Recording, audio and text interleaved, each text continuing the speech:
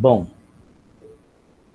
agora estamos oficialmente gravando a nossa aula, então boa tarde a todos, mais uma vez. Estamos encaminhando já para o fim da nossa disciplina, né? Nós temos mais, basicamente, 2 semanas inteiras antes da semana de apresentação dos trabalhos de vocês. Então, assim, 2 ou 3 semanas, acho que é só 2, né? Estamos essa semana. Agora... Oi, Marcelo? Eu acho que é mais mês inteiro, né? A última semana é a semana dos seminários de vocês, né? Então, estou falando mais... A gente tem mais 2 semanas de aula e com 3 semanas de... Isso.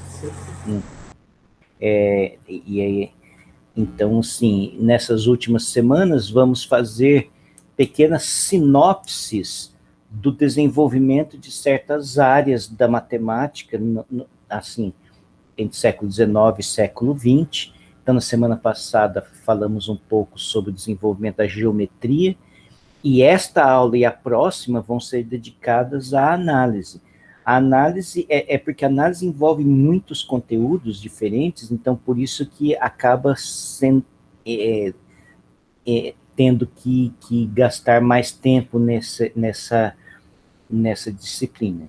Então vamos eu vou começar a compartilhar a nossa tela.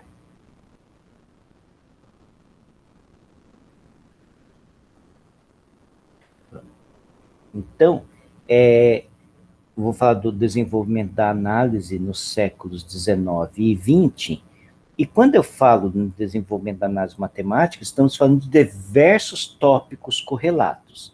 Então, diferentemente do desenvolvimento da geometria que eu fiz no modelo linha do tempo, nessa vez eu vou falar em termos dos tópicos. Então, quais são os tópicos? Então, séries infinitas, o conceito de função, aí o conceito de limite, de integral, a estrutura dos números reais e espaços de funções. Na verdade, assim, hoje a gente vai começar a falar sobre séries infinitas e o conceito de função, então espero que na próxima aula ainda a gente consiga falar sobre limites, integrais e até sobre a estrutura dos números reais. Então, vou falar vários nomes, pessoas, resultados, dentro desse panorama do desenvolvimento da análise. Séries infinitas está mais dentro da nossa ordem do dia, por quê? Porque as 2 aulas atrás eu tinha parado na aula sobre o Fourier, na théorie analytique de la chaleur, e lá, então, foi o momento em que o desenvolvimento da matemática chegou numa encruzilhada. Se, por um lado, as pessoas já sabiam, desde antes, né, saber mexer com séries, muitas pessoas já faziam, mas desde o Taylor, o próprio Newton, com o teorema do binômio de Newton, já sabia calcular, expandir algumas funções em séries de potências. Isso era uma coisa que já sabia desde o século XVIII, mas o Fourier ele trouxe uma nova versão de expansão em série, que é séries de funções trigonométricas. E aí começou todo o problema de como é que se discute a convergência dessas séries, né? Como que a gente trata essas séries. Mas uma das coisas, quem fez análise comigo viu as aulas sobre séries de Fourier e séries de Taylor, e a gente falou que se você vai aproximar quanto... só informando, o Lívia pediu que ela vai trazer problemas técnicos, tá? Obrigado. Que se você expandia em série, polinomialmente, para você fazer uma expansão polinomial, você tinha que... implicitamente você estava dizendo que a função tinha uma classe de diferenciabilidade, porque a partir do momento que você fala que a função é do tamanho de um polinômio de até grau k, você está dizendo que você consegue derivar pelo menos k vezes aquela função. Enquanto a série de Fourier, o Fourier conseguia expandir funções que não eram diferenciáveis, porque tinha a função lá, tipo, uma função do tipo zigue-zague, assim, então com pontas, então não era diferenciável em todos os pontos, e às vezes nem contínua. Você conseguia expandir até uma função que não era nem contínua em séries de senos e cossenos. Então, isto era algo que realmente trazia novos desafios para você entender, porque a priori, assim, quanto mais termos você teria, a priori era de se esperar que mais bem comportada fosse a função, e que não é verdade, não acontece isso. Então, mas vamos começar com as séries infinitas. Então, vou voltar um pouquinho, voltar a falar do Euler, e aqui eu vou dar um exemplo bem interessante do Euler, uma conta que o Euler fez, que nesse ponto, que não é um exemplo assim trivial, mas que tem um arrazoado, tem um ponto em que o Euler passa por um momento em que ele está manipulando uma série que não é convergente. Então, peraí, deixa eu livre aqui. Então, vamos lá. Então, o lance é essa série aqui. Então, π menos x sobre 2, igual a seno de x, mais meio de seno 2x, mais um terço seno de 3x, etc. Isso aqui é verdadeiro. Isso aqui é um resultado que realmente dá para fazer. Em particular, se você fizer por série de Fourier, você consegue, porque para achar os coeficientes é você integrar, como a gente vai ver daqui a pouquinho, você pega essa função aqui, isso aqui é uma função f de x, e se você integrar de 0 a π, eu acho que o de π até f de x seno de nx dx, você vai ter o coeficiente, provavelmente isso aqui, o coeficiente que vai ser exatamente o coeficiente vai aparecer aqui, provavelmente 1 sobre, provavelmente deve ter aqui talvez um 2 sobre π, algum termo aqui, mas isso não importa no momento, então, mas isso aqui é uma série verdadeira. Agora vamos ver como que o Euler fez isso aqui. Então, eu pus esse nome aqui, generalidades da álgebra. Então, qual que era a ideia do Euler e do Bernoulli, de várias pessoas no século XVIII? Então, isso aqui é uma noção do século XVIII para tentar manipular com séries infinitas. Então, você tinha as regras aritméticas que eram válidas para coisas finitas, elas sendo extrapoladas, por exemplo, a comutatividade da adição, a associatividade. Então, todas as coisas que você sabia fazer com operações aritméticas extrapoladas para número infinito de termos. Basicamente, essa é a ideia. Você ia fazer uma conta e ia fazer uma coisa que você sabe fazer com uma série finita, e você, quer dizer, com um número finito de termos, então você mais ou menos extrapolava essas ideias para o número infinito. Então, primeiro o Euler pegou essa igualdade. Essa igualdade aqui, ela é válida, e eu vou mostrar, na verdade, eu acho que foi assim mesmo que o Euler fez, usando a boa e velha identidade de Euler. O e elevado a i vezes x é cosseno de x mais i seno de x. Então, essa aqui é essa soma que você está vendo lá de cá. 1 mais r cosseno de x, mais r ao quadrado cosseno de 2x, etc.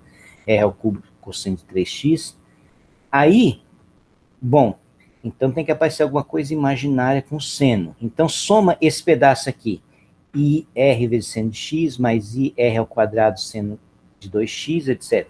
Então, cada um desses pedaços vai dar r e elevado a ix, aqui dá r ao quadrado e elevado a i 2x, etc. Então fica 1 mais r e elevado a ix, r ao quadrado e elevado a i 2x, próximo vai ser r ao cubo e elevado a i vezes 3x. Então, é uma progressão geométrica infinita de razão r e elevado a ix. Então, se o r for menor que 1, isso aqui, porque é o módulo de x, quando você pega cosseno de x mais i seno de x, isso aqui é um número que fica na circunferência. Então, o módulo disso aqui sempre é 1. Então, basicamente, se você tem o módulo de r estritamente menor que 1, é uma série infinita, é uma série geométrica e dá esse valor. Então, agora, isso aqui é um número complexo. Então, agora só precisamos calcular quanto que é esse número complexo. Então, você abre aqui, de novo, e elevado a x como cosseno de x mais i seno de x. Então, essa aqui fica a parte real, e essa aqui fica a parte imaginária. Então, você multiplica e divide pelo complexo conjugado desse número. Você vê que aqui tem menos, aqui tem mais. Então, na parte de baixo fica o módulo ao quadrado, que é a soma da parte dos quadrados da parte real e da parte imaginária. E em cima fica o complexo conjugado. Aí você faz um pouquinho de contas, dá isso aqui. Então, em cima tem o número complexo. Então, se você pegar a parte real desse número complexo, o que vai ter? Vai ser igual à parte real dessa soma. Então, aqui você tem a parte real mais i vezes a parte imaginária, que é esse outro pedaço. Então, e a parte real é exatamente essa série, e aí vai dar qual o valor? Vai dar o valor 1 menos r cosseno de x, 1 menos 2 sobre 1 menos 2r cosseno de x mais r ao quadrado. Então, essa é aquela igualdade que eu tinha mostrado para você. Então, isso aqui, deixa eu só reescrever. Então, o que a gente tem é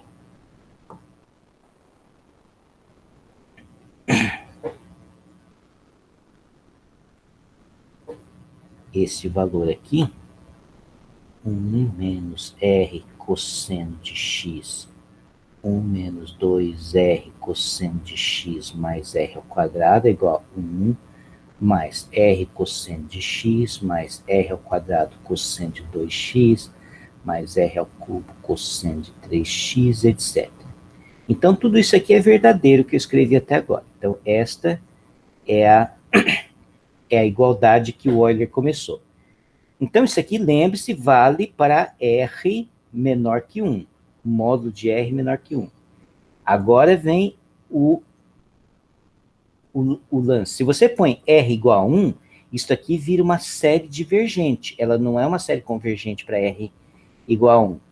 Mas aí, se você põe R igual a 1 aqui, R igual a 1 fica 1 menos cosseno x, aqui fica 1 menos 2 cosseno x mais 1, então fica 2 menos 2 cosseno x, e aí fica, se você divide o numerador pelo denominador, dá meio aqui, e aqui está a série infinita. Então, nesse ponto aqui, você está manipulando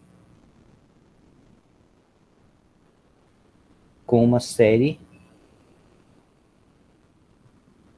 não convergente. E quando você tem uma série não convergente, essa igualdade aqui não faz sentido. Muito embora se você pusesse o R aqui, se você simplesmente substituísse o R, pareceria que fazia sentido, só que do lado de cá você tem uma série divergente. Então, esse é um ponto, mas o Euler... Agora, se você integra a série divergente, o que você obtém, a hora que você integra aqui, o que você obtém é exatamente aquele resultado que a gente sabe que aqui do lado de cá converge, e isso aqui é de fato uma igualdade.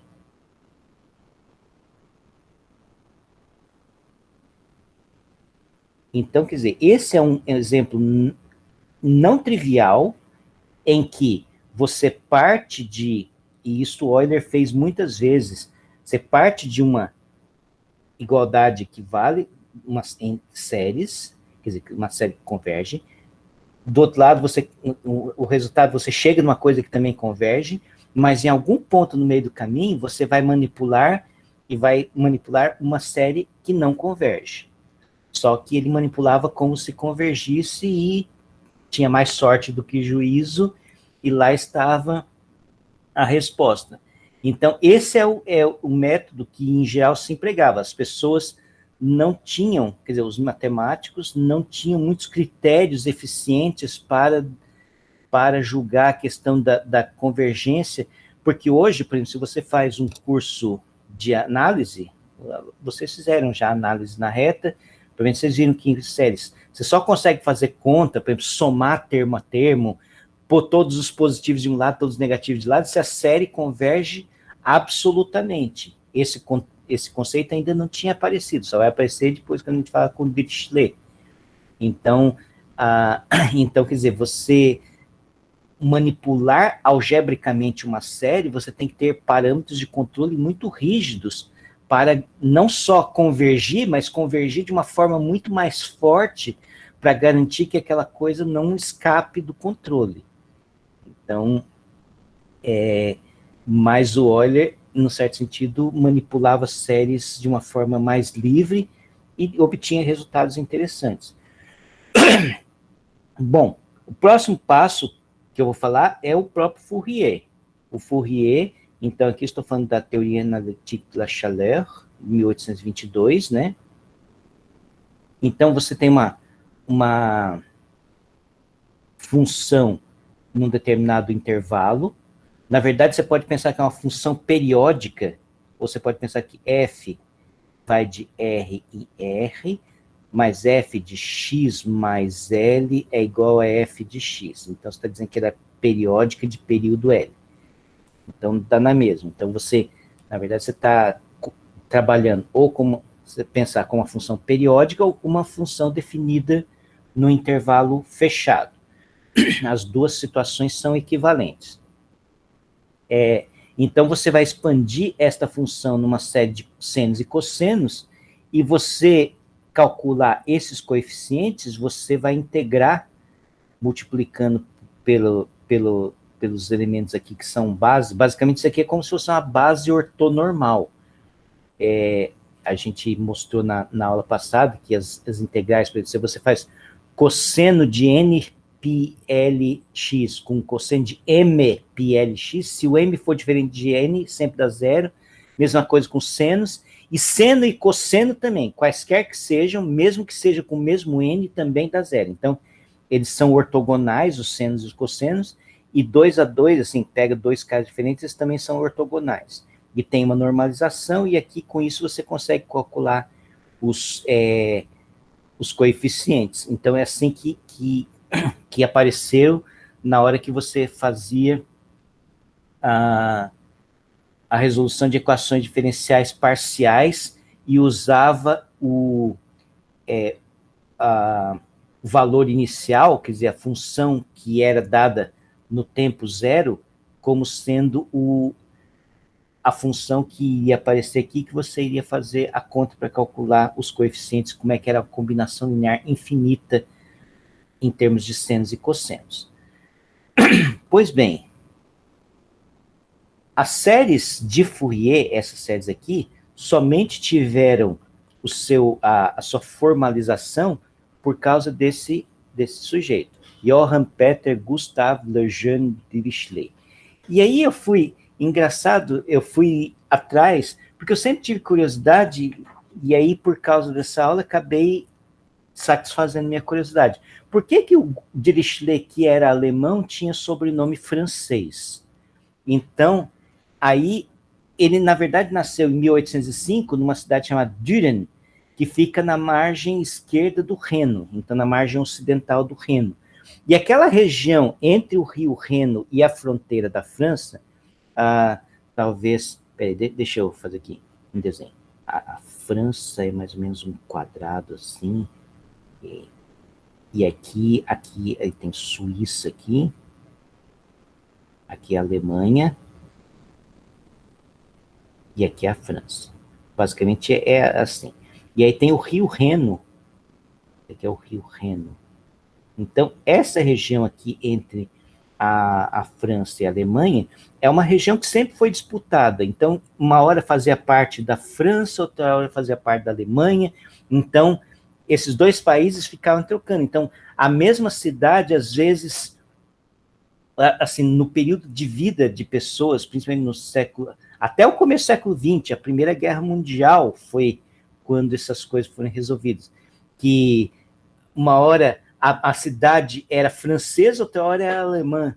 Então, nessa região tinha muito disso. Em 1805, para quem não se lembra, era ainda dentro do Império Napoleônico, e o Napoleão tinha expandido certamente as fronteiras da França, não só tinha conquistado outros territórios, mas o próprio território do francês tinha sido expandido, então aquela região pertencia à França naquele momento.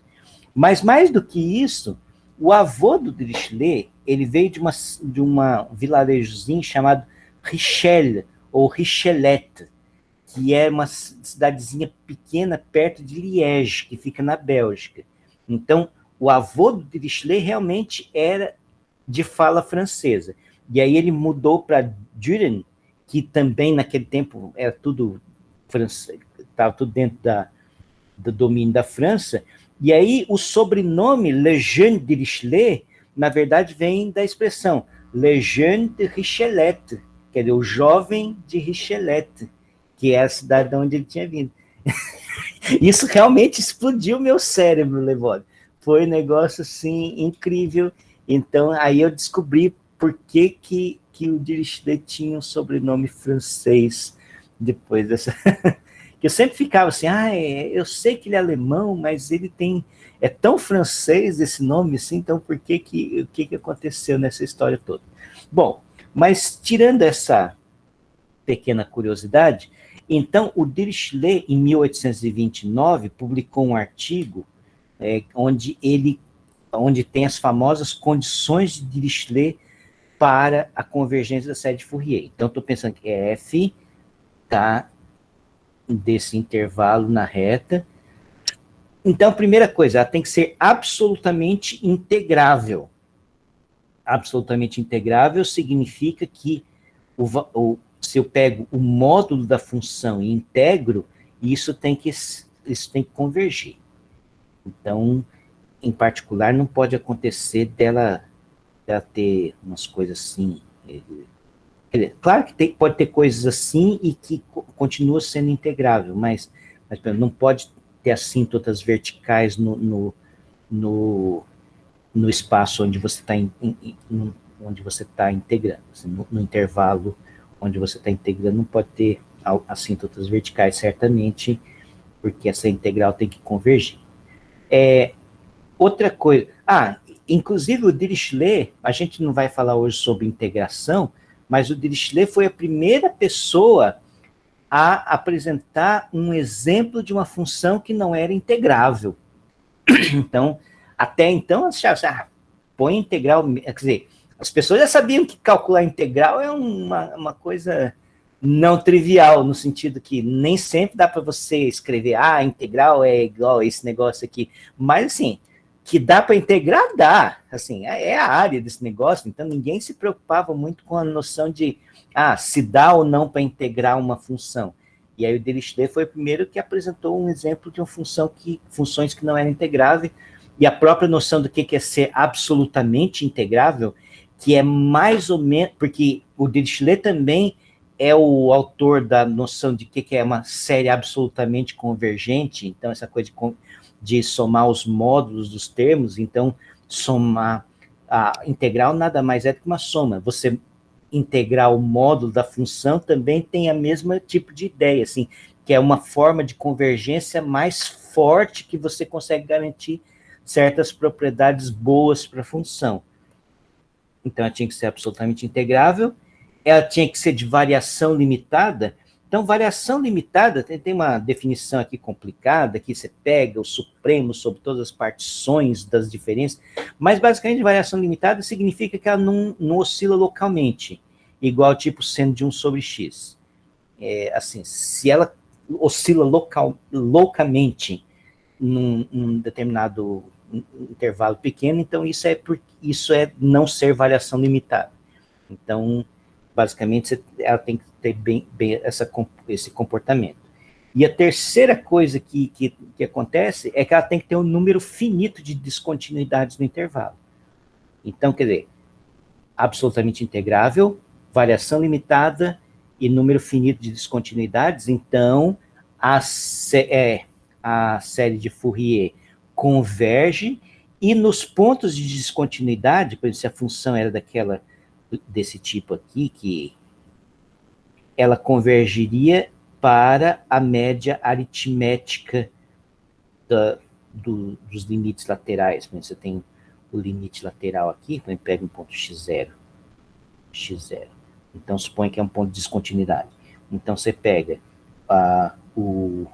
aqui, a série, né, convergeria para metade do limite quando x tende a x0 menos, né, f de x, mais o limite quando x tende para x0 por cima de f de x. Então, convergiria para a média aritmética, assim.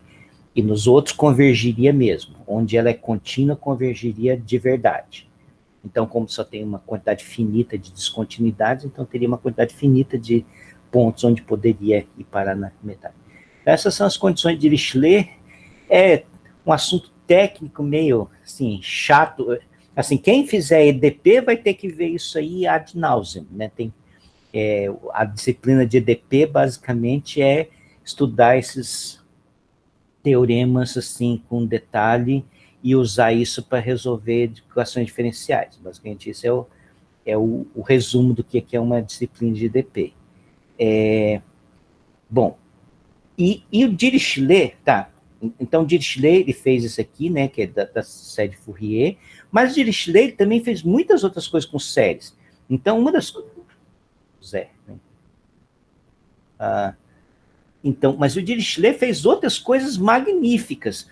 Por exemplo, o Dirichlet foi um que provou em 1829, aqui em 1837.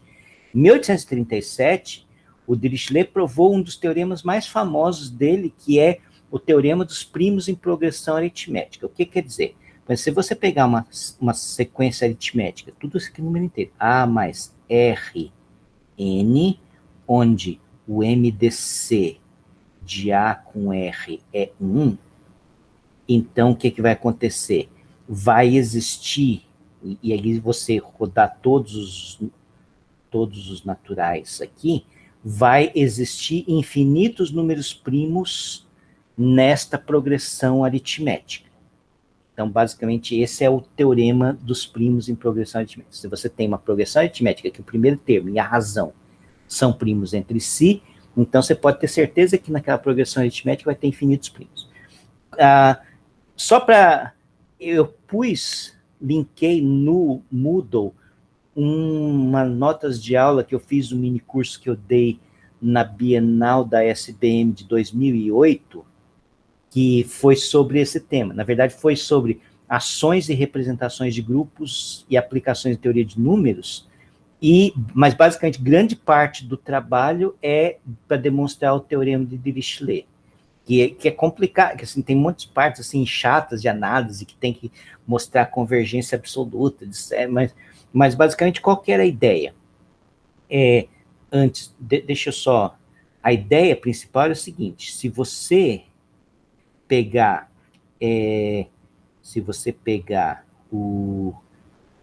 a soma dos inversos dos primos para primos P', e pegar os primos que são desta forma aqui, então são os primos que são P congruo a A módulo R, e isso aqui diverge. Então, se diverge a soma dos inversos dos primos, é porque tem infinitos termos aqui, então por isso que dá certo. Então, basicamente, essa é a ideia.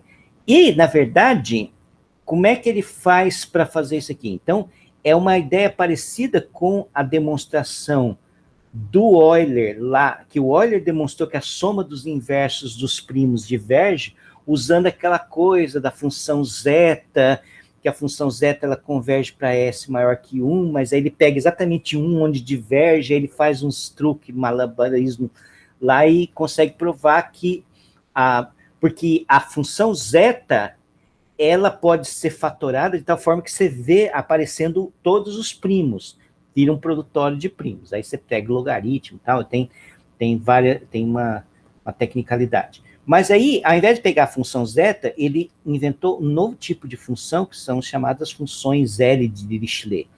Que aí você tem, parece que a função zeta, mas no numerador aparece uma funçãozinha que depende dos inteiros. Então, uma função a valores complexos, definida, então, para cada inteiro, você tem o seu valor aqui. E ela é multiplicativa, periódica de período M, no caso aqui, na verdade, esse R aqui, só para, eu vou colocar M, então, na verdade, o que importa aqui é esse M que eu estou falando. Então, esse M agora é o M que está aparecendo aqui. E aí, essa função, ela vai ser 0 se o MDC não for 1 e 1 se o MDC é igual a 1.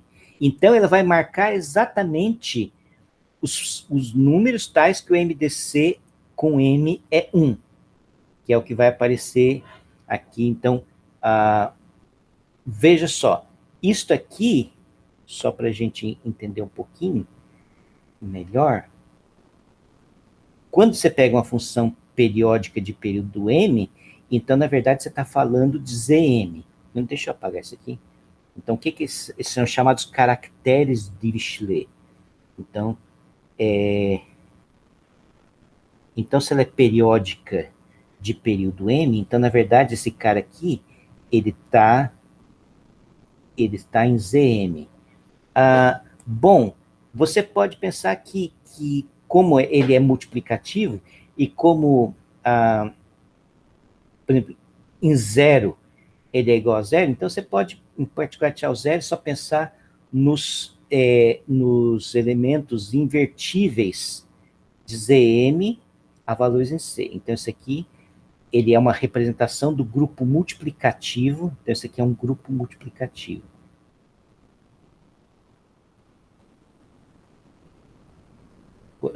Então, quanto que um elemento A pertencente a Zm, a classe de A, ele pertence aqui. Se é somente C, o máximo divisor comum de A com M é igual a 1. Então, na verdade, ele é uma função que ele é a função característica do grupo multiplicativo Zm. Então, basicamente, ele vai dar 1 exatamente nos elementos que estão aqui. Então, isso é uma representação do grupo. É uma representação, na verdade, que pega todo mundo do grupo e leva no número 1, mas então, uma representação meio trivial, mas é uma representação. Deixa eu só colocar aqui. Então, só para a gente situar. Então, foi a primeira pessoa que não só usou, quer dizer, ele usou a parte de séries, toda a parte analítica, bem na tradição do Euler, e depois, continuando com o Riemann, essa coisa de usar técnicas analíticas para demonstrar resultados de teoria de números, mas como foi o primeiro também a usar essa ideia de teoria de representações de grupo. Ainda a própria noção de grupo ainda não estava totalmente bem estabelecida, e a própria noção de representação, mas é isso aí, um caractere é uma representação multiplicativa, que é uma representação desse grupo multiplicativo do Zm. Oi, fala, Lepode. Só uma dúvida, professor. Esses caracteres são de grupos abelianos? O Zm é grupo abeliano. Certo. E aí, então, só para curiosidade aqui da ordem do grupo, a ordem seria, então, o φ do A? É o φ de M, no caso aqui. Zm. Φ de M, isso. Exatamente. Quantos caras com MDC igual a 1 com M? São exatamente φ de M. Perfeito. Obrigado. Então, e aí se você põe esse cara na série, você vai filtrar naquela soma exatamente os primos que vão estar naquela sequência. E aí você faz aí a mesma conta que o Euler fez para mostrar que a soma dos inversos dos primos é divergente, só que agora você vai pegar só os primos que estão naquele pedaço. Então, ele basicamente mata, porque ele tem zero nos casos que não estão naquela progressão aritmétrica, ele vai matar exatamente aqui. É, assim, ideia fantástica, né? Genial essa ideia. Então, bom, então é isto. Deixa eu só voltar aqui. Então, mas de qualquer forma, assim, o Dirichlet é um cara que ele foi a primeira pessoa a estabelecer vários critérios e noções importantes que a gente entende hoje, e que a gente estuda hoje em análise. Por exemplo, o que é convergência absoluta, convergência condicional, o teste de Dirichlet. Então, o teste de Dirichlet diz o seguinte: se você pega uma sequência real monótona, cujo limite é zero, então, e uma sequência real ou complexa de números, tal que a soma o módulo da soma de qualquer pedaço finito disso aqui seja sempre menor que o m, quer dizer, existe uma constante positiva, tal que para qualquer n que você colocar aqui, tão grande que você quiser o número de termos aqui, isso aqui sempre vai ser menor que m. Então, a série que é multiplicar usar n pelos bn e fazer essa aqui, converge. Então, isso aqui é um teste que envolve vários outros testes de convergência de séries que aparecem, então, tá aqui. Então, quer dizer, essa coisa de testes de convergências de série, que foram aparecer vários outros, depois vai ter critério de Abel. Então, assim, tem critérios adoidados de convergência de série, mas o Dirichlet, no certo sentido, ele foi um marco no estudo de séries, dessa coisa de como você controla, como você tem um controle fino para estabelecer que uma série converge. Mas não é só convergir, porque a convergência condicional, você converge, mas você pode fazer o que você quiser com ela, você pode pôr o número que você quiser. Se você quiser que apareça 1.499.624, você consegue. Se você quiser que apareça menos π, você consegue. Você consegue, com uma série convergente, condicionalmente convergente, você consegue fazer com que apareça qualquer valor assim, na série. Então, enquanto absolutamente convergente, não, você consegue, como eu falei, tirar todos os positivos, todos os negativos, e fazer conta, e fazer permutações arbitrárias dos termos, e continua convergindo. Então, é uma convergência no sentido forte da palavra. Então, esse tipo de coisas começaram a ficar mais claras no tempo do Dirichlet. Então, assim, no Dirichlet foi importante tanto para séries de Fourier, quanto para séries em geral. Então, vamos adiante. Bom, e aí chegamos num outro cara que eu vou falar mais, porque eu estou passando por ele, mas eu vou voltar, que é o Weierstrass. Então, o Weierstrass também ele tem uma história interessante. O Weierstrass, ele sempre foi talentoso, assim, pelo que eu vi na biografia dele, ele era talentoso matematicamente, mas o pai dele queria que ele estudasse, assim, para ser um administrador público, assim, queria que ele tivesse um cargo de funcionário público, assim, então, mas o Weierstrass queria estudar matemática. No final, o Weierstrass foi professor de escola. O Weierstrass era professor, assim, de colégio, de criança, e por muito, assim, mas mesmo um cara brilhante, assim, os primeiros trabalhos dele, pelo que eu vi, assim, ele nasceu em 1815. Foi lá por 1840 que começaram a aparecer os primeiros trabalhos que o alçaram à fama como um bom matemático. Então, com 35 anos. E aí, depois, ele foi professor em Göttingen, aí ele alçou uma carreira acadêmica diferente do que ele tinha no começo na sua juventude. Então, quer dizer, isso é interessante porque a gente pensa hoje assim, se o cara está fora do meio acadêmico, o cara dificilmente vai ter condições de fazer matemática legal, matemática bonita. Se formou em esgrima e vinho. Ele era um bom vivan. Mas o Weierstrass... E assim, outra coisa que é um preconceito comum no meio matemático é que o matemático, depois dos 30 anos, ele meio que já tá envelhecido, assim. Então, quer dizer, assim, tanto que acho que a medalha Fields não é 30, mas 40 certamente é o limite máximo de idade para você receber a medalha Fields. Então, se você fez alguma coisa relevante em matemático, sim, o Zé está falando que o Weierstrass é o pai da análise. Na verdade, muita gente veio antes. Eu vou falar na aula que vem sobre o Bolzano. Muita coisa do Epsilon. Eu pensava que o Weierstrass era o pai do Epsilon e Delta, mas eu descobri também isso, pesquisando que é o Bolzano.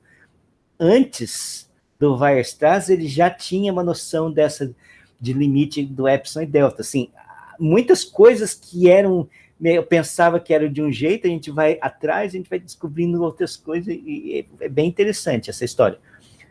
Mas voltando aqui, então o Weierstrass, ele é um contra-exemplo de que, mesmo você depois de velho, a sua carreira matemática pode ser desenvolvida em idade para além dos 40, 50. Por exemplo, eu mesmo, eu acho que eu sou um contra-exemplo, porque eu considero que a minha carreira matemática, no sentido da minha produtividade, das coisas que eu fiz em pesquisa matemática, começaram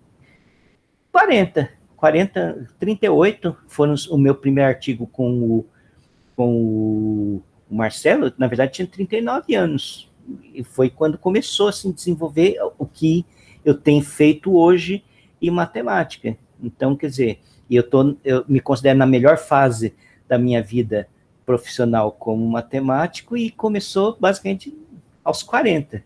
Então não é tão verdade essa coisa assim, certamente, quando você é mais jovem, quando você tem seus 20 e poucos, você tem mais ousadia para fazer coisas, tem mais energia, e certamente podem vir ideias boas, e é bom que os estudantes estejam interessados em, o mais rápido possível, chegar na ponta para conseguirem realmente produzir matemática novas. Chegar na ponta matemática, na ponta assim, estou no limiar daquilo que é a pesquisa matemática. Então, a partir de agora, com o que eu sei, com a minha formação, eu consigo entender um problema de pesquisa e trabalhar. Quanto mais cedo você fizer isso, melhor para você. Mas não quer dizer que, cheguei aos 40 e não fiz nada ainda de útil na minha vida em termos de matemática. Não quer dizer que você esteja acabado. Pode ser que ainda tenha condições de fazê-lo ainda durante a sua vida. Então, o Weierstrass tem isso. Mas o que... Assim, eu vou falar mais do Weierstrass na outra aula, mas agora, para nós, é só falar sobre o teste M de Weierstrass, porque o teste M de Weierstrass, ele é importante para a questão de funções, quer dizer, séries. Na verdade, aqui é toda uma teoria sobre séries de funções, em particular, séries de funções. Porque quando você pensa em função analítica, o que é uma função analítica? É uma função que, em cada ponto, existe uma bolinha ao redor daquele ponto, onde você pode expandir em série de Taylor. E aí você tem que, se você anda no domínio dela, você sempre vai achar uma expansão ao redor de cada ponto que você está em série de Taylor. Então, e o teste M é a forma mais poderosa de você garantir essa convergência, porque, na verdade, você vê que você tem uma sequência de funções que estão no domínio, e aí o que vai determinar a convergência ou não da série é exatamente se você consegue maximizar o valor da função, o módulo do valor da função por uma constante para cada função, e você consegue garantir que a série numérica desses valores, que são os majorantes da sua função, converge. Então, se converge, então a série de funções, então isso aqui vira uma função. Veja que é diferente. Isso aqui é uma série numérica, isso aqui é um número. Isso aqui é um número. Isso aqui é uma função. Então, você quer dizer que esta função aqui, ela converge absoluta e uniformemente. Então, a convergência absoluta garante que você pode fazer coisas como, por exemplo, somar, quer dizer, mexer, permutar os termos, e a convergência uniforme garante que você pode passar integral, derivar, fazer caramba com a série. Então, a convergência uniforme é que garante as coisas boas, assim. Lembra que o Euler lá pegou uma série que era divergente, tacou uma integral, aí acabou achando um resultado que era válido, mas uma série que era divergente. Aí você não pode fazer essas coisas, porque para você fazer operações com séries, você tem que ter um controle fino. Então, o controle fino aparece na convergência uniforme. Na verdade, o enunciado preciso ela converge uniformemente em cada parte compacta do domínio. No caso, A não, aqui é D, que está usando D, esse domínio aqui. Mas, na verdade, converge em cada parte compacta. Tem esse detalhe técnico ainda que está presente aqui. Desculpe se eu estou sendo meio chato assim, que eu sei que o Marcelo, o Lebólio, o Thiago e o Luiz Turco fizeram análise comigo, mas no semestre passado, então a gente acabou vendo essas coisas, teste de Weierstrass, várias coisas assim, mas é um assunto que beira um pouco a tecnicalidade, mas é importante para a gente entender, principalmente assim, pegando lá aquela ponta do Euler e chegando aqui no teste de Weierstrass, que a gente está falando da mesma coisa, e como que mudou a percepção do que é ser rigoroso ao fazer uma conta, por exemplo, com uma série, com um número, uma série infinita. O que significa fazer esse tipo de conta? Então, o próprio conceito vai evoluindo. Tá. E aí, vamos para outra pessoa aqui, o Cantor. Aqui, realmente, eu cheguei a me emocionar, porque o Cantor, que também eu acabei... a gente talvez fale mais sobre o Cantor, a gente tem que falar mais sobre o Cantor, porque o Cantor, ele é um ícone, ele é um vértice, basicamente, na história da matemática, que é a partir do Cantor, que é as noções que a gente tem conjuntistas, de conjunto, tal, a gente vai falar daqui a pouco também da noção de função, começam a ficar mais claras. Mas o mais legal de tudo é que muitas das motivações do Cantor, o Cantor fez coisas com... foi a primeira pessoa que inventou a noção de cardinais e ordinais transfinitos, então a noção de que tem infinitos de diferentes magnitudes. Então o Cantor, sim, ele trouxe a matemática para um patamar jamais imaginado. Assim, todos os séculos anteriores da matemática, aquilo foi, assim, um salto qualitativo. Mas não veio de uma elucubração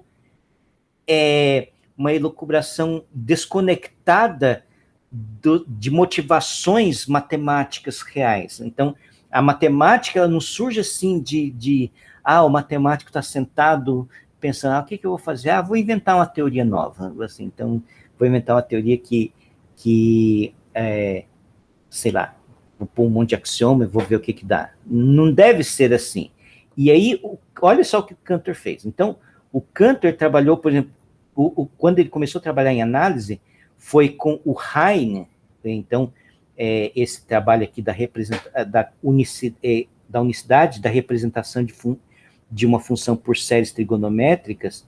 Então, esse aqui foi apresentado pelo colega dele, o Heine, que ele era professor de uma universidade, que agora esqueci o nome da universidade, e aí o Heine e outras pessoas, o próprio Dirichlet tinha tentado resolver isso aqui, o Riemann, e todo mundo tinha se enroscado. E o Cantor conseguiu resolver isso aqui em 1869. Então, o lance é o seguinte, f de x, você tem uma teoria aqui com usar n, cosseno de nx mais bn seno de nx, e vamos supor que vocês têm uma outra representação com alfa n, aí cosseno de, sei lá, outras funções, talvez... Eu estou pondo... Certamente isso aqui não... Mas vamos supor que você modifique o argumento aqui, talvez era isso que...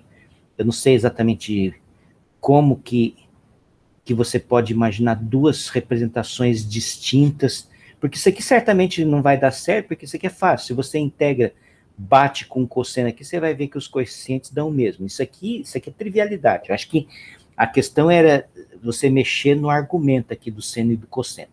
Uma coisa mais séria. Porque senão isso aqui até quem é mais burrinho como eu sabe fazer isso aqui sem grande dificuldade, né? Mostrar que esses coeficientes são os mesmos. Mas, mais do que isto, olha só o problema que veio depois. O Cantor, ele descobriu os ordinais transfinitos a partir de séries trigonométricas. Então, olha só, eu vi isso aqui, eu não sei exatamente qual que é a série, como é que é a ideia. Mas pensa o seguinte, seja S0, o conjunto dos zeros, então você pega uma função, na verdade uma série, na verdade essa função aqui não é uma função trigonométrica, uma série trigonométrica. Então uma função f de x expandida numa série trigonométrica, e aí você vai pegar os zeros, o conjunto dos zeros dessa função. Só que esses zeros podem estar espalhados pela reta e podem ter pontos de acumulação. Então, vamos supor assim, é claro que, por exemplo, se você pega um único seno, então não vai acontecer isso, né? Então, só para a gente ilustrar, né? Então, vamos supor que você tem uma série assim, uma função assim, óbvio que isso aqui tem zeros, zeros discretos. Mas aí vamos supor que você soma com uma função assim, e aí você soma com várias funções trigonométricas, aí você soma todas essas coisas, vão dar zeros. E aí o conjunto de zeros pode ser uma coisa assim, que tem zeros aqui, mas de repente começa a aparecer aqui, aí tem um ponto de acumulação aqui, depois vai ter mais uns pontos de acumulação.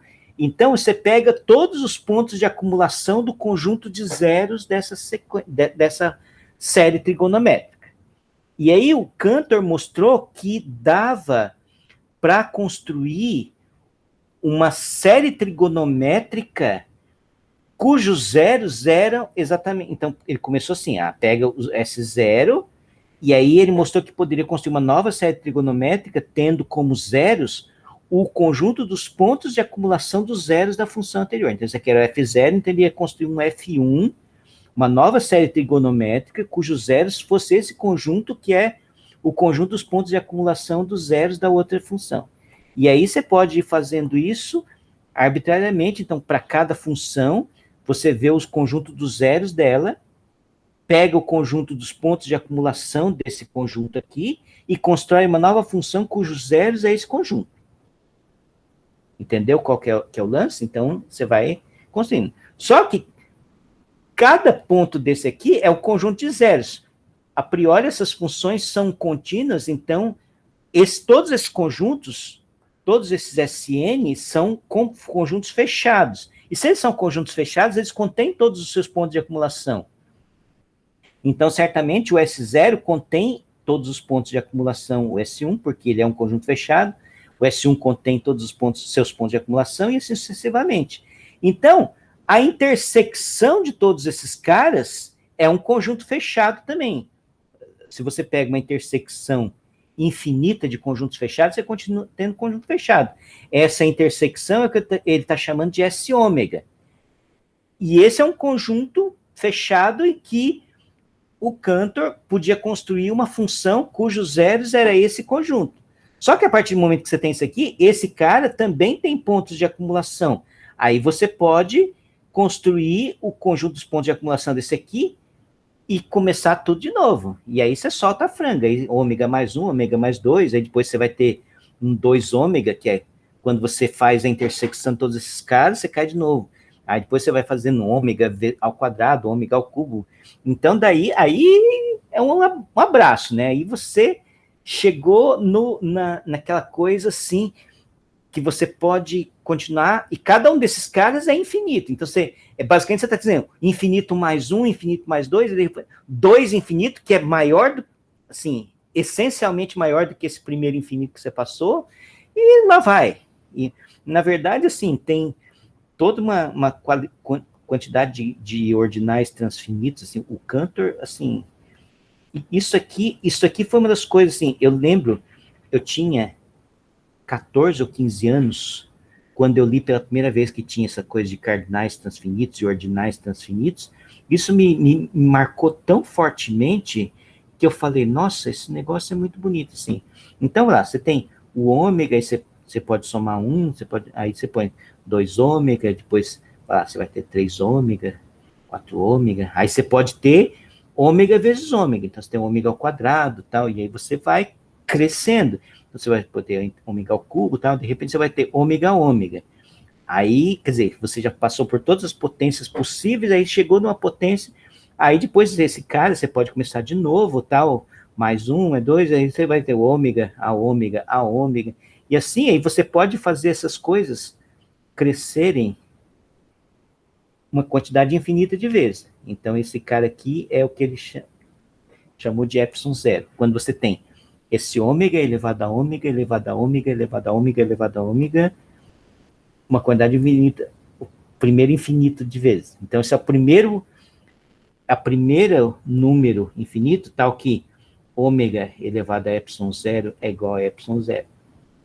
Então, na verdade, ele é uma solução disso aqui. Mas aí vão aparecendo outros, porque vai aparecer o epsilon 1. O epsilon 1 é uma coisa assim, tipo, epsilon 0 mais 1, mais ômega elevado a epsilon 0 mais 1, aí depois vai ter o ômega elevado a epsilon 0 mais 1, e aí sucessivamente. E aí vai. Então, esse cara vai ser o epsilon 1, depois tem o epsilon 2, então vai ter o epsilon 1, epsilon 2, aí tem epsilon ômega, vai ter tudo, até vai ter um epsilon 0. E aí você começa e pode ir epsilon de epsilon 0, e aí vai, até você ter um cara que é assim, epsilon do epsilon, do epsilon, do epsilon, do epsilon, do epsilon. E aí, quer dizer, você já cai numa outra categoria de infinito ainda mais absolutamente infinito do que todos esses que estou fazendo? Opa, cadê? Estou aqui. Então, é mais absurdamente infinito do que todos esses infinitos. Não sei, assim, alguém que não sente uma emoção forte ao ver um negócio desse assim, realmente eu acho que ainda não caiu a ficha de que ele está fazendo matemática. Para mim, esse é um negócio de quase que derramar lágrimas. Você vê um negócio desse assim. Você pensar que aquele primeiro ômega é o infinito.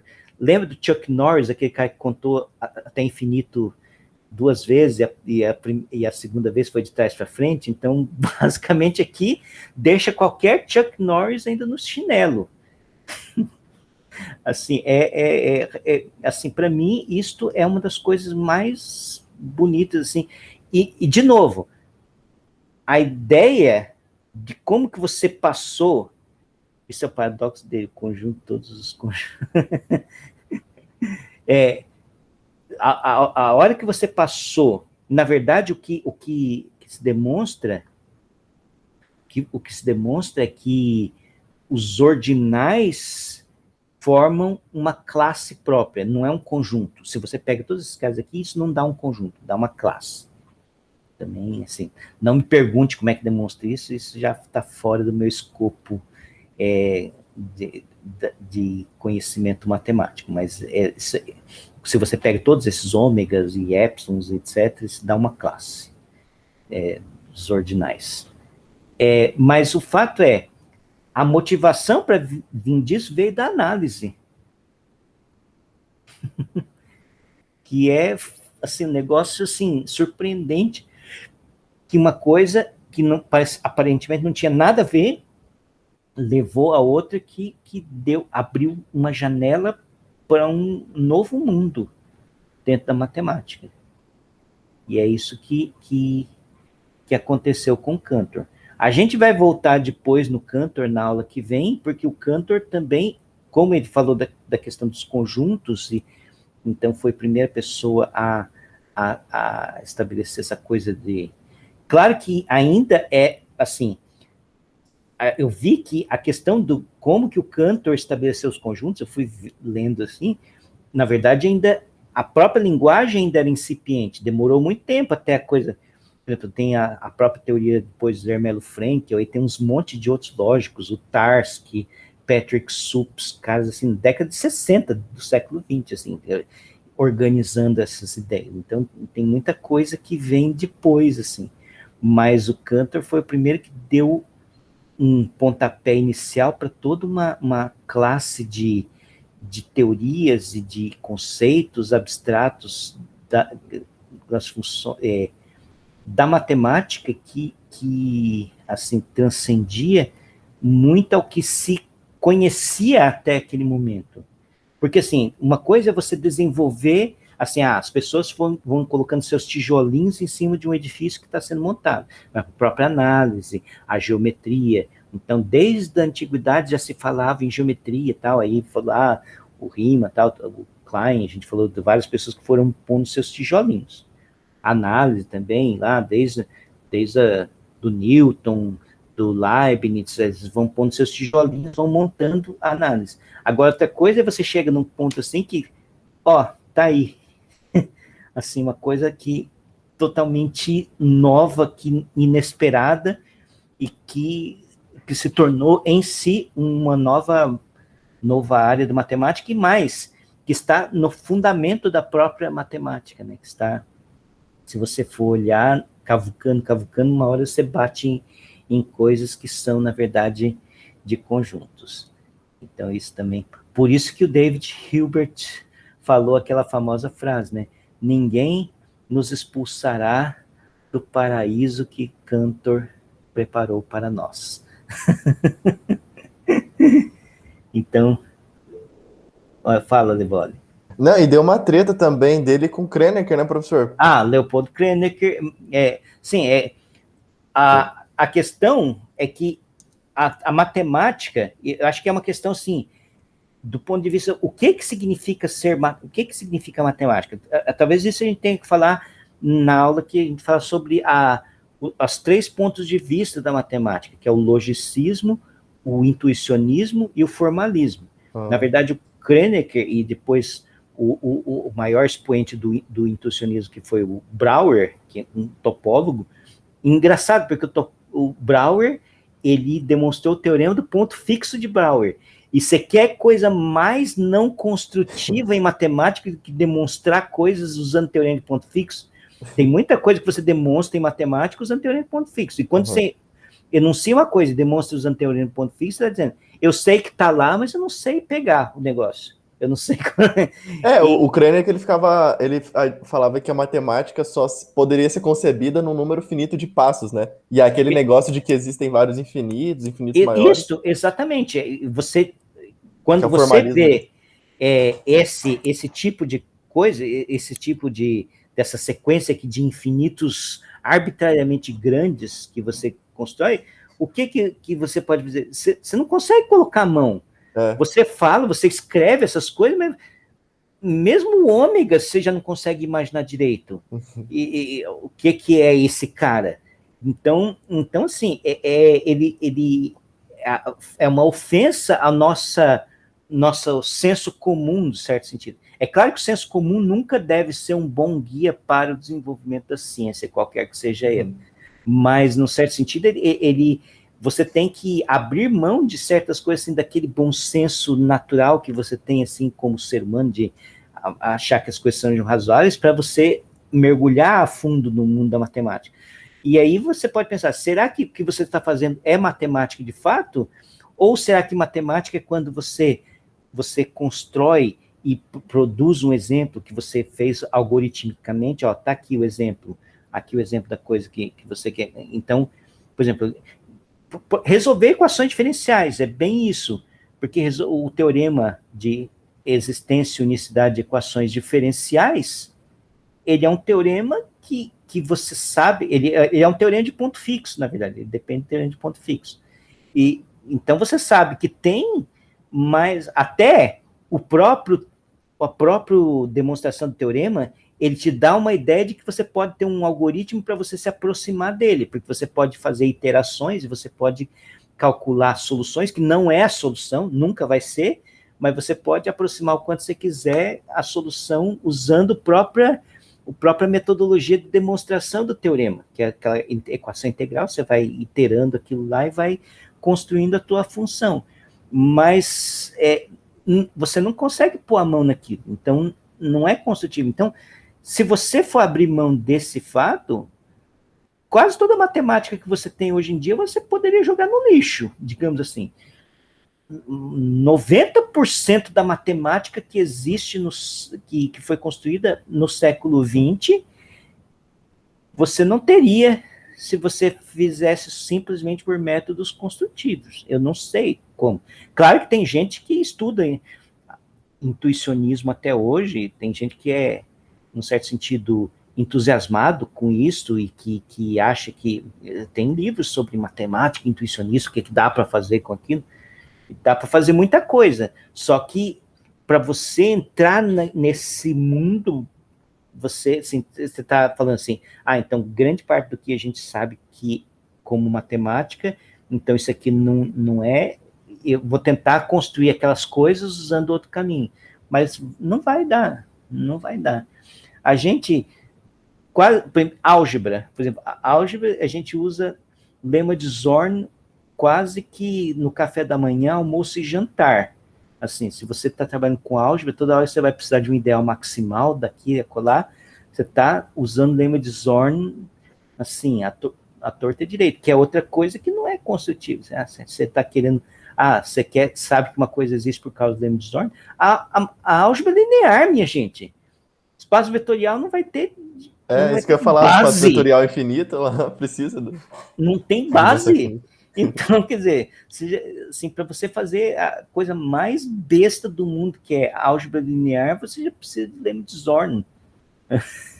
Então, quer dizer, eu tenho muita dificuldade em acreditar que essa matemática construtiva dê um aporte significativo para que para que os matemáticos decidam, eu vou abandonar esse caminho e vou seguir ao caminho da verdade, que é só o que é construtivo, porque aquilo a gente vai conseguir. Não consegue. Você renunciar a esse caminho significa renunciar a grande parte da matemática que é feita hoje em dia, sem ter uma contraparte que vale a pena. Mas vamos continuar mais um pouco. Então, agora, o segundo ponto que eu ia falar um pouquinho é sobre o conceito de função. Então, a primeira pessoa que talvez introduziu mesmo uma noção de função foi o Leibniz, como sendo, assim, o problema é que a maior parte das coisas que vamos falar assim está quase beira a filosofia, porque as pessoas, para tentar explicar o que era uma função, eles tinham que explicar em palavras, porque não tinha talvez nem a linguagem suficiente. Então, a função para ele era as quantidades associadas aos pontos de uma curva. Isso era uma... Então, o que existia era a curva, aí você podia falar das coordenadas da curva, da inclinação da reta tangente. Então, são coisas que... Isso para ele era funções. Espera aí, o que aconteceu aqui? Alguém? Samara, pode falar. Professor, agora falando do Leibniz nas funções, ele tem a mãozinha também lá nos sistemas lineares, né? Do Leibniz, sistemas lineares?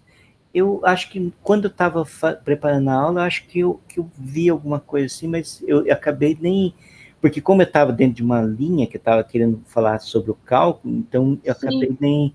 Mas assim, não sei dizer nem que sim, nem que não, mas eu acho que você tem razão, Samara. Que ele apareceu nas pesquisas que eu estava fazendo, aquele trabalho de matrizes, que eu comentei com o professor, e aí apareceu o Leibniz lá no meio e tal. Aí eu estava pensando...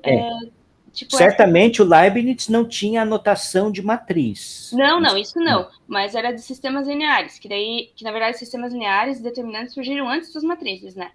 Então, eu lembro que quando eu estava pesquisando da parte ali como surgiu, quando eu estava na parte dos sistemas lineares, apareceu o nome dele. E aí eu pensei agora, ok, agora está nas funções também. Será que foi, tipo, meio que em decorrência dos sistemas lineares? Ou meio... Não. O sistema linear é um tipo de... Porque, assim, veja só, se você tem uma curva... Vamos pensar... deixa eu abrir aqui uma... Talvez valha a pena essa discussão. Depois eu volto lá no Clairaut, que é outro aqui. Tá.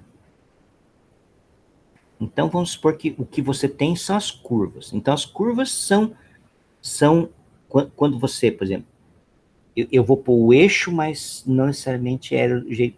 Então, você tem uma curva aqui. Então, essa curva, ela é dada por equações, esse aqui. Então, quando está aqui, ele satisfaz uma equação que, num certo sentido, interrelaciona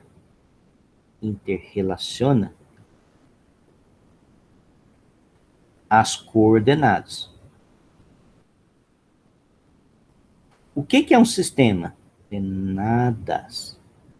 O que é um sistema? Um sistema, quer dizer, no caso bidimensional, é você achar um ponto que está nesta curva e nessa. Esse aqui, obviamente, esse sistema aqui é não linear.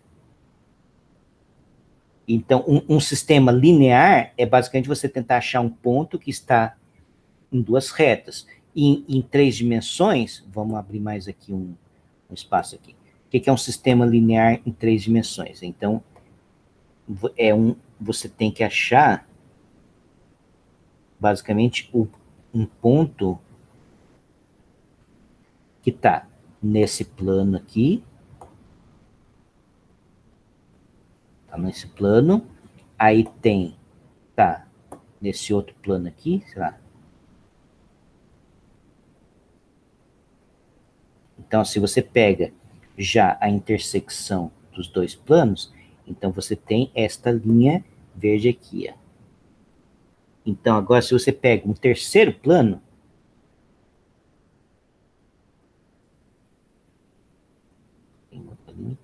você vai encontrar esta intersecção dessas duas linhas aqui, e esse é o ponto que é a sua solução. Cada um desses aqui, então você tem três coordenadas, então cada um desses planos que eu desenhei colorido, ele é uma equação que, na verdade, é do tipo, sei lá, ax mais by mais cz igual a d, que vai te dar exatamente esse lugar geométrico dos pontos que satisfazem essa condição aqui.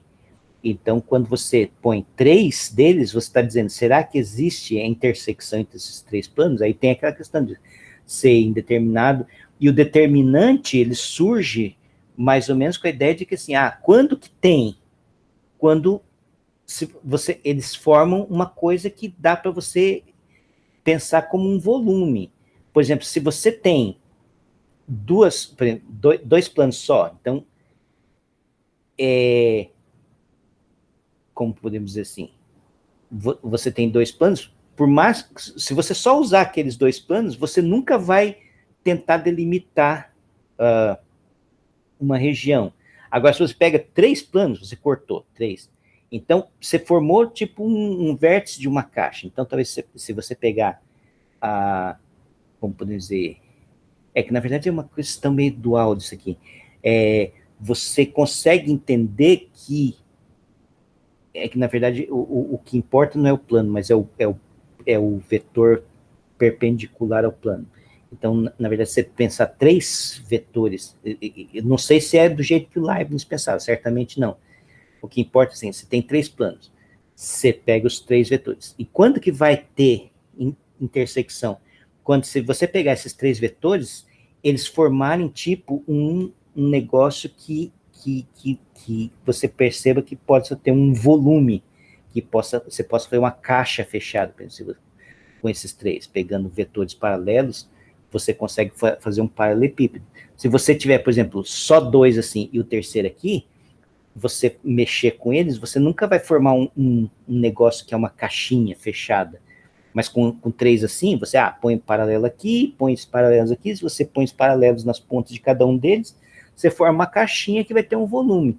Então, esse determinante que aparece é exatamente esse volume. Então, por isso que essa coisa de, que tem que aparecer o determinante, e o determinante tem que ser diferente de 0 para que a coisa, para que você tenha solução, exatamente porque você tem que ter uma configuração mais ou menos que possa determinar um volume. Então, mais ou menos essa é a ideia. Agora, voltando à questão da função. Então, para eles, o que importa, quer dizer, função, no caso, era apenas uma expressão que você igualava. Assim, você tem aqui, você pode trocar os números aqui, de tal forma que mantém. Então, se você andar, vamos supor que essa aqui é a equação do azul. Se você andar aqui, os valores x, y e z são trocados, mas essa expressão se mantém, quer dizer, você trocou o ponto, você trocou os valores específicos desses números, mas essa igualdade se mantém. Então, na verdade, o que ele estava... O que o Leibniz e outras pessoas começaram a tentar vislumbrar é como é que uma variável, ou uma das variáveis, muda em relação à outra. E isto que é basicamente a primeira noção que iria aparecer de função. Agora, as coisas estavam tão misturadas nas cabeças deles, assim, realmente para entender como é que naquele contexto se relacionavam as coisas, eu acho que tem que ler o original deles e gastar um tempo entrando na linguagem e nas motivações deles, porque muitas vezes eles trabalhavam com exemplos específicos que eles queriam resolver problemas, e aí os problemas que eles resolviam talvez traziam soluções ou traziam metodologias gerais, mas era muito, assim, bem diferente do jeito que a gente entende e escreve matemática hoje, que hoje, quando a gente pensa em matemática, a gente pensa primeiro em apresentar uma metodologia geral, um teorema, um resultado geral, e depois você aplica em exemplos. E muitas vezes as coisas iam vindo juntas, iam vindo os exemplos, iam vindo os problemas, eles iam resolvendo os problemas e iam aparecendo as teorias à medida que as coisas iam ficando mais claras, porque eles resolviam eles resolviam os problemas, e os problemas iam batendo naquilo ali, então tem que ser assim que a gente tem que fazer. Então, mas, por exemplo, não sei se você chegou a ler algum texto do Leibniz mesmo, Samara? Não, professor, era isso que eu ia comentar, tipo, que será que a parte de funções veio depois, no sentido, tipo, estudei sistemas lineares, mas vou pegar só uma equaçãozinha aqui, vamos ver o que dá. Ou será que foi meio que o contrário, tipo, estamos aqui com as funções, vamos botar umas 3 aí, vamos ver o que dá. Tipo, às vezes eu fico questionando essa ordem, porque realmente, bem que o professor falou, eles tinham um problema, queriam resolver, e iam desenvolvendo a matemática para resolver o problema. E aí, eu não li esse texto específico, mas ficou, tipo, quando eu percebi, digamos, que a questão de matrizes determinantes de sistemas lineares, eles não foram descobertos, né, desenvolvidos na ordem que a gente vê na escola, aí eu comecei a questionar todas essas coisas. Será que primeiro ele estava, porque ele estava com o pezinho, com a mãozinha certamente lá. O sistema é a primeira coisa que apareceu. O sistema Sim, o sistema, porque o sistema vem do problema. Você quantifica um problema e aí aparecem as equações. E aí você tenta resolver as equações. Aí é o segundo passo, que é qual metodologia que você usa para resolver. Aí que vai começar a aparecer as ideias, que vão aparecer essa coisa do determinante e depois da matriz. Sim. Então, assim, mas a primeira coisa que apareceu certamente é o sistema. E daí, porque, querendo ou não, como o professor falou, a função seria pegar uma das equações para analisar, né? Fala, Leboni. O que eu ia falar, professor, que pelo que eu sei, não sei se dá para complementar a conversa, é que várias pessoas estudaram determinante ao mesmo tempo em locais distintos. Na Europa, o Leibniz, o o Leibniz estudou aqueles determinantes de ordem grandes, né? Porque outras pessoas já haviam estudado antes. E aí, o que eu sei é que ele já usava as técnicas... Ele não falava, por exemplo, aquela expansão de Laplace que a gente conhece pelos menores complementares. Mesmo porque Laplace é quase um século. Isso. Aquela expansão de Laplace, o Leibniz já tinha uma expansão que ele falava assim, é possível expandir o determinante pelas colunas, só que ele só sabia um pedaço. Aí esse pedaço, essa soma, ele chamava de resultante. Não era nem determinante, ele chamava de resultante na época. E aí ele usava regras de Cramer para poder fazer essa resolução. E a regra de Cramer é baseada no sistema linear. Então talvez tenha a ver, né? Você tem lá o sistema linear, por exemplo, 3 equações e 3 incógnitas, e aí aquela coisa de homogêneo, heterogêneo, e você tem lá a regra de Cramer levando em consideração o sinal, né? Você vê, a gente está falando nomes aqui, o Cramer deve ser posterior ao Leibniz também, né? Sim, aham. Assim, você fala, o Leibniz usava a regra de Cramer, é um negócio anacrônico. Não. O Cramer apareceu depois. Sim. Não sei dizer os certos anos, mas pelo texto que a gente está escrevendo ali, o nome de Cramer aparece depois.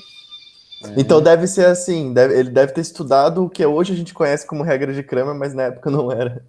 Então, pode ser que sim, por exemplo, igual aquela coisa do triângulo de Pascal, que eu não sei até hoje por que o triângulo de Pascal chama triângulo de Pascal, se aquilo já era conhecido na China e no Japão. Professor, viu nossa quarta curiosa, professor? O professor segue a gente no Instagram?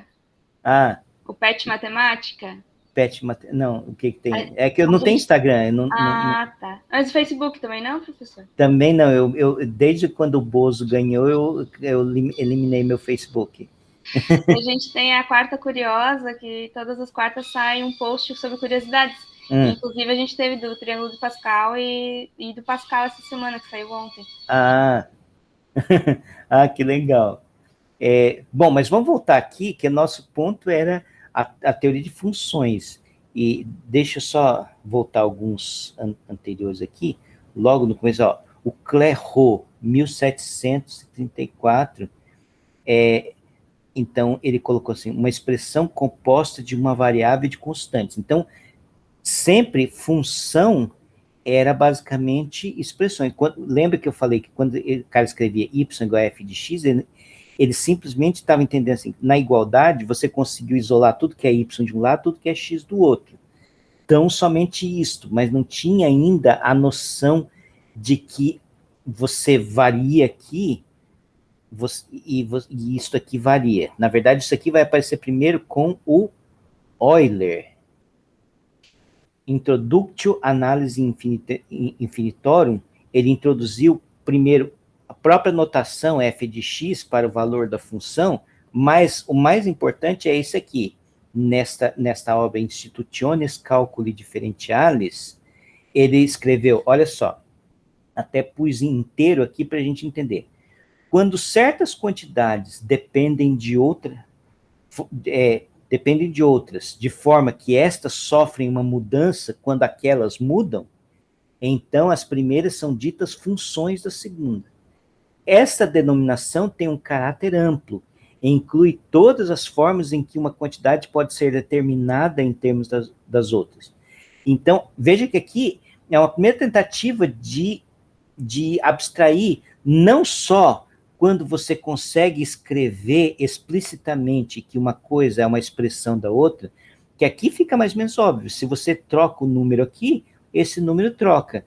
Mas ele está dizendo aqui de uma forma mais assim, fluida ainda. Eu mexo aqui, tem que mexer na outra. Então, essas coisas estão uma em função da outra. Quer dizer, cada vez que eu mexo nessa aqui, vamos supor que você tem uma coisa desse tipo, que é uma forma implícita. Então, cada vez que eu mexo nisso aqui, tem que mexer nisso aqui. Então, o y e o x, um está em função do outro. Se você mexeu com o y, tem que mexer o x, ou se você mexeu o x, tem que mexer com o y, então você está dizendo que um é função do outro. Isso é a intenção que ele tinha.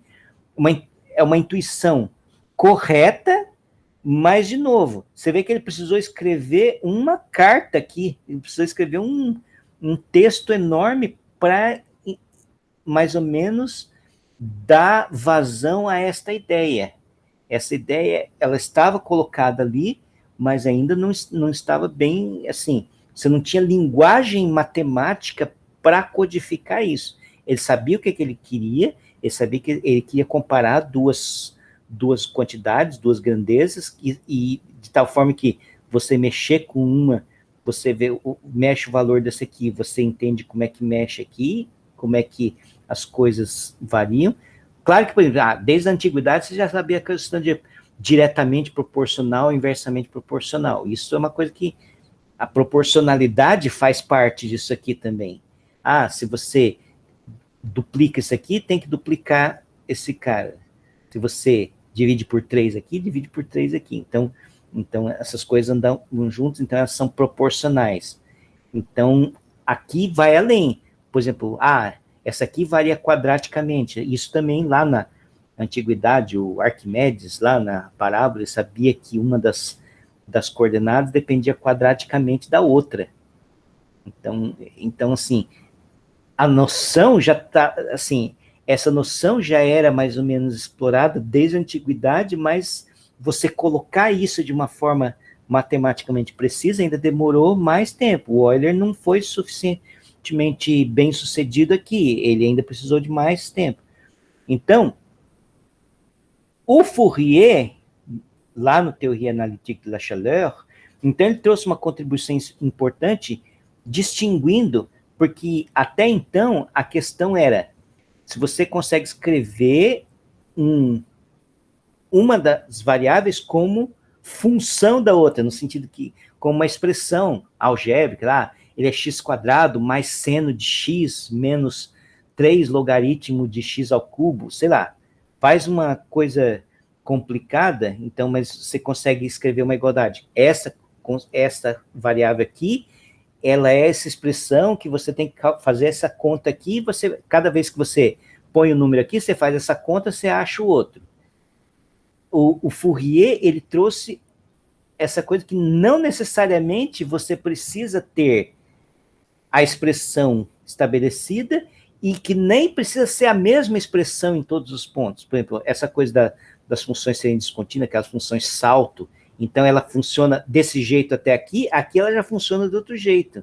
Depois, então, você pode ter funções que possam depender de uma ou de várias expressões, ou até de coisas que nem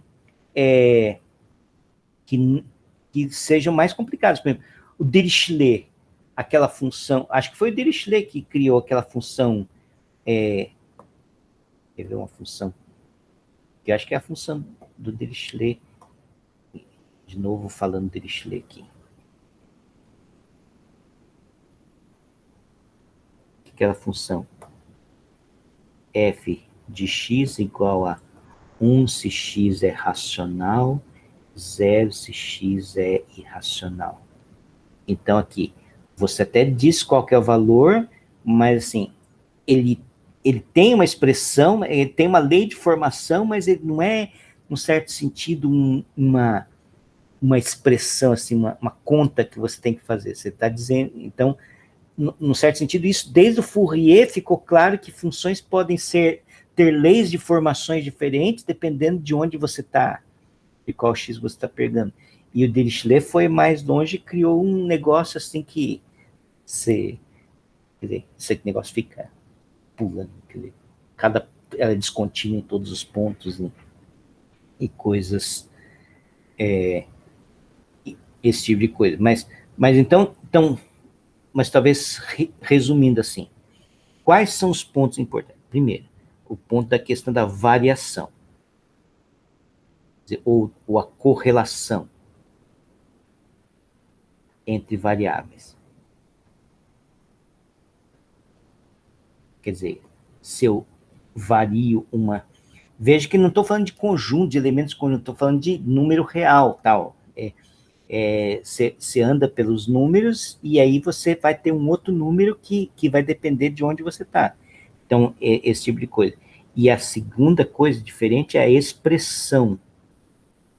Expressão, eu vou colocar aqui algébrica, mas não quer dizer que seja algébrico no sentido que a gente imagina.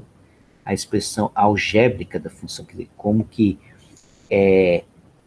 que você faz a conta para obter o resultado. Então, e aqui você está colocando uma função que você sabe definir ela inteiramente, mas ela não tem explicitamente uma expressão algébrica nesse sentido. Então, você está descolando esse conceito. Mas, de novo, ainda... Professor, mas a gente pode definir ela como aquele limite duplo, né? Mas isso é bem depois. Eu acho que isso não é... Eu acho que isso não foi de Dirichlet. Eu acho que isso é bem posterior. Eu acho que tem a ver com... lá no final do século XIX, eu acho que é aquela coisa do Teorema de Weierstrass, que era uma sequência de funções, eu lembro isso que estava até no... eu acho que eu já levei o Rudin de volta. Acho que é limite m tendendo a infinito do limite de n tendendo a infinito de cosseno elevado a 2n de m fatorial px, um negócio bem estranho, assim. Então, mas... Só que acho que o nome é depois mesmo, depois recebeu função indicadora, né? Então, deve ser certamente posterior ao Weierstrass. Agora faz sentido. Então, mas de novo, de qualquer forma, é uma sorte que você tem alguma expressão. Mas você vê que essa expressão já depende de um limite, que na verdade não é uma expressão, ele é limite de uma sequência de funções. Certo? Na verdade, uma sequência biindexada de funções, na verdade é uma net de funções, no certo sentido, uma família de funções que tem 2 índices, ou poderia pensar que é uma sequência de funções, e você tem... Então, mas de qualquer forma, assim, o ponto aqui que eu quero chegar à conclusão é que cada vez mais a própria noção do que é função vai se expandindo. E outra coisa que eu também não falei, talvez eu tenha que voltar, o próprio domínio, porque até um certo tempo existiam funções reais, mas no século XIX, aliás, desde do Euler, já se pensava assim, domínio como sendo funções complexas, onde a variável é complexa, mas na verdade aqui os dois grandes casos que eu preciso falar, eu acho que na aula que vem, é o Cauchy e o Riemann, que vão dar um pontapé, acho que aqui é um M só e 2 N's, né? Riemann, acho que é assim, que vão dar um pontapé inicial na teoria de funções, quando você estende o domínio. E aí depois, quando a função deixa de ser uma coisa numérica para ser uma correlação entre elementos de conjuntos distintos. E, na verdade, então, Dirichlet... o Dirichlet, uma coisa que é importante, a noção de função contínua é do Dirichlet. Mesmo antes da noção precisa de limite, então, isso aqui, a noção contínua veio, num certo sentido, antes da noção precisa de limite. Então, quer dizer, hoje a gente define função contínua, na verdade a gente tem a reza da função contínua, que é basicamente a reza do limite, quando você troca, ao invés de você pensar que é um L qualquer, é o F do X, né, que é a função contínua naquele ponto. Na verdade, hoje a gente faz coisa mais, ela pode ser contínua num único ponto e ser descontínua em todo o resto, pode acontecer coisas mais absurdas. Por exemplo, hoje a gente sabe que pode ter funções, por exemplo, uma função desse tipo aqui, f de x igual a x se x é racional e 0 se x é irracional. Essa função aqui é contínua em 0 e mais em nenhum outro lugar. Então, você pode ficar brincando com essas possibilidades. Isso já estava além, assim, mas, num certo sentido, Detesto quando acontece isso. Mas num sentido que... O que eu ia dizer? Que as complexidades que foram aparecendo e os exemplos e contra-exemplos que vieram nessa época que deram luz às ideias assim, que você precisava melhorar o conceito, porque aí um dava um contra-exemplo de que não cabia dentro daquela definição, aí o outro vinha e tentava dar uma definição melhor. Então, é um conceito construído a muitas mãos. Mas, por exemplo, eu ia falar desse cara aqui, o Dedekind, que também vai aparecer depois na própria construção dos números reais, mas ele foi oficialmente a primeira pessoa nesse livro aqui, Was sind und was sollen die Zahlen, que é o que são e o que eles realmente contam. Na verdade, está falando sobre os números, o que eles são e o que eles realmente contam. Então, nesse livro do Dedekind, ele introduziu a noção moderna, aquela noção que a gente faz lá de você pegar aqui os elementos do conjunto e dizer que não necessariamente precisa ser injetora, mas sim essa noção de que a cada elemento do primeiro conjunto você associa. Então ainda tem, num certo sentido, o explícito, aquela coisa de uma lei que associa elementos do primeiro conjunto com elementos do segundo. Então, cada elemento aqui vai num elemento aqui e você tem uma lei que não necessariamente você saiba escrevê-la, mas ainda é diferente do conceito que a gente tem de função hoje em dia, que é de a função como uma relação. Então, aqui ainda você tem dois conjuntos, você sabe, então já é mais abstrato, que esse conjunto não precisa ser nem números reais, nem números complexos, nem nada, e o conjunto dos valores também não precisa ser nenhum número. Valor no sentido não precisa ser mais um número. Então, você já começa a ter a noção de função no sentido mais abstrato, que você pode associar os pontos desse aqui com os pontos desse aqui de uma forma, se você disser como é que é a forma, não necessariamente precisa ter também uma expressão analítica, uma expressão algébrica de como que essa forma existe, mas você tem uma lei implícita entre como relacionam os elementos desses dois conjuntos. Lembrando que o Dedekind, ele é contemporâneo do Cantor, então, porque a própria noção de conjunto, lembra que a noção de conjunto foi desenvolvida pelo Cantor, então, quer dizer, essas coisas meio caminharam juntas no final do século XIX, começo do século XX. Então, isso aqui já quer dizer, finalzinho do século XIX, né? A data da Lei Áurea no Brasil. Então, é quase uma década antes da virada do século. Mas, assim, o Bourbaki apareceu com essa noção que a gente tem hoje de dados dois conjuntos, que podem ser ou não distintos. Então, a questão de uma relação... eu vi também que a questão de produto cartesiano e par ordenado, essa coisa demorou para surgir assim, e surgiu por causa da lógica. Na verdade, foi George Boole, foram as pessoas relacionadas com a lógica que foram desenvolvendo essa ideia. Então, se você ler lá, eu fui olhar na Wikipédia, só a história do conceito de função. Aí tem uma hora que só aparece o nome de lógicos. E aí, Bertrand Russell, e assim, aí você vê que a coisa foi para um nível mais sofisticado até do que esse nível que a gente está. E aí, tem uma hora que você mesmo fala, não, eu nunca vi função do jeito que está escrito aqui. Vira um negócio completamente abstrato, fora do nosso métier, digamos assim.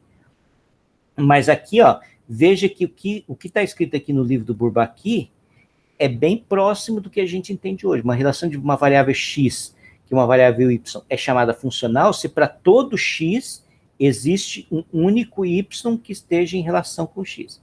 Mas na verdade, o conceito que a gente tem hoje, do jeito que a gente escreve, aparece nesse livro de 1954 do Bourbaki.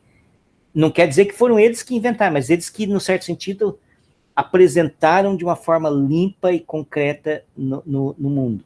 Veja só, a F, então, tem dois caras. Então, esse aqui é o que a gente chama de domínio. Esse aqui é o contradomínio. E aí, aquela coisa que, bom, domínio e contradomínio até o Dedekind podia ter, que é o conjunto de saída e o conjunto de chegada. Mas aí, aquela coisa da regra, ao invés de pensar na regra, você pensa na questão do gráfico, que aí é a relação. Quer dizer, ele é um subconjunto do produto cartesiano, de tal forma que dois pontos de F são distintos, então a sua primeira entrada tem que ser distinta. Então, quer dizer, para cada entrada de A, só existe um ponto, um par que pertence a F. Basicamente, essa é a ideia do gráfico. Então, a função vista como um gráfico, vista como uma relação, é uma coisa muito recente, ó, 1954, metade do século XX. E, na verdade, depois ainda veio outros. Né? O Patrick Supes, que é um lógico, o livro da década de 60, que essas coisas ainda ficam mais depuradas e com a cara que a gente conhece hoje. Mas, então, hoje, como a gente apresenta função como sendo um gráfico, é do Bourbaki. No certo sentido, esse é o ponto. Oi? Pode falar, Lebora. Ele falou que é uma relação qualquer ou ele falou que a função é uma relação de equivalência? Não, não é relação de equivalência. Olha o que está escrito aqui. Ó, o que está escrito aqui é o seguinte, ó. Pega o A1B1, o A2B2. Dois caras diferentes dentro da casa, forçosamente tem que ter a primeira entrada como a primeira entrada diferente.